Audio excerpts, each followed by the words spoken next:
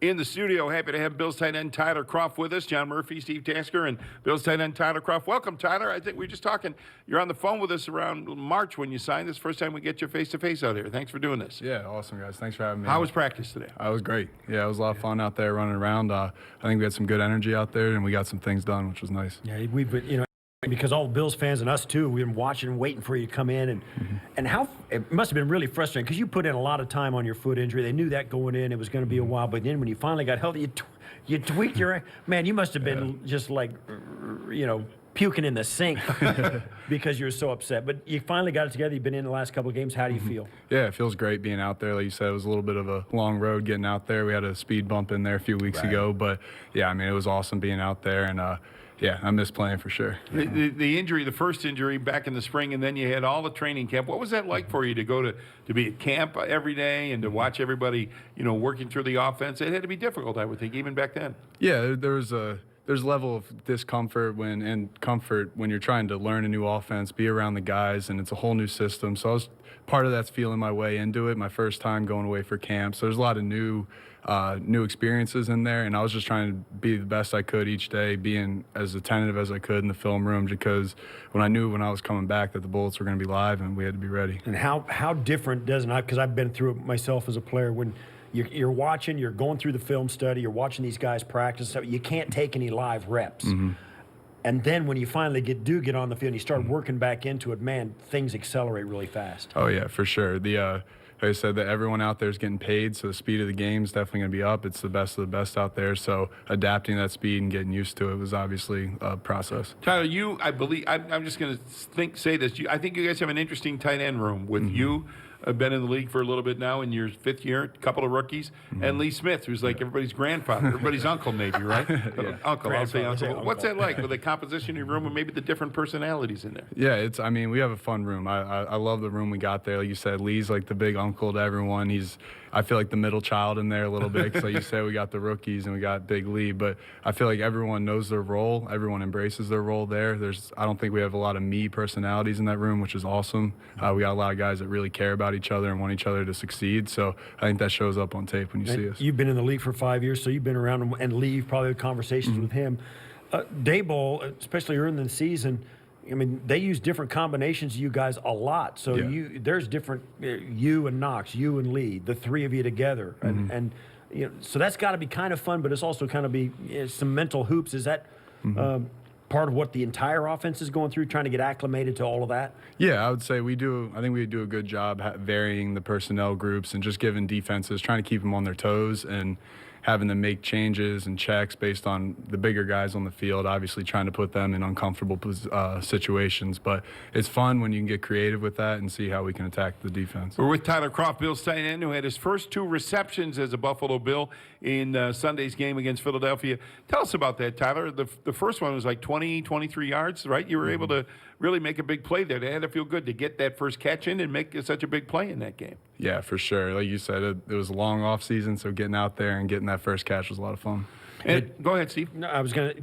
What do you give us an idea about the atmosphere you like about Buffalo, the locker room? You found it. You've been here for a while now. Now you're kind of acclimated. I mean, now even though we're halfway through the season, you haven't played that much. You're in the locker room every day. Tell us about the vibe on this team and what you feel like going forward the second half of the season. Yeah, I mean, the vibe in the locker room is awesome. We got guys that really care about each other in that room. Everyone's talking to everyone. Coach McDermott, which is kind of unique, he likes to mix the defensive and offensive guys together, so you're not just kind of sitting in your own bubble of offensive players. I'm sitting with Micah and Trey White and stuff. So it's guys that I wouldn't maybe necessarily interact with day to day because our lives are so different in the building. But we're just around each other on the off time and stuff, and it's a lot of fun, like interacting and talking with them. Tyler, you played your first 2 games with the Bills over the last 2 weeks, but I think fans should acknowledge that you were a part of Bills history back in 2017. You scored 2 touchdowns in the big victory over the Baltimore Ravens, right? I mean, you had a role to play. It wasn't just the last touchdown. You came up with 2 touchdowns in that game. Yeah, that was a lot of fun. Appreciate that. Yeah, that was a lot of fun out there. Yeah, he said it was a few years ago. I remember getting those wings sent to us after the game from you guys. So, yeah, that was a lot of fun for sure. What motivated the Bengals that day? What kept you guys into that game right down to the bitter end there? We always we take pride in finishing out seasons, and that's something I take a lot of pride on, finishing out games, finishing out seasons the right way. So we knew we wanted to go out there, put great stuff on tape in that final week, and they're Baltimore and Cincy always has a good rivalry. So that Was adds Buffalo at all in the back of anybody's mind? Like, you knew they would have an impact on that, right? Yeah, we knew what was going to happen if we won that game, how it would all shake out. But it was more, we just loved that rivalry when I was there. When I worked with CBS for 2 decades, covered the Bengals a lot. You were with Marvin Lewis, and he. Cincinnati's a tough place to play in a lot of ways, but tell me about your experience with Marvin. I always thought he was a really quality coach. Oh, yeah. He's not in the league right now, but he had a really good run there in Cincinnati, and you were there for the last 5 years of it. Yeah, 4 years of it. Yeah, I mean, I can't say enough good things about Coach Lewis. I think he did an awesome job with me, and very personable.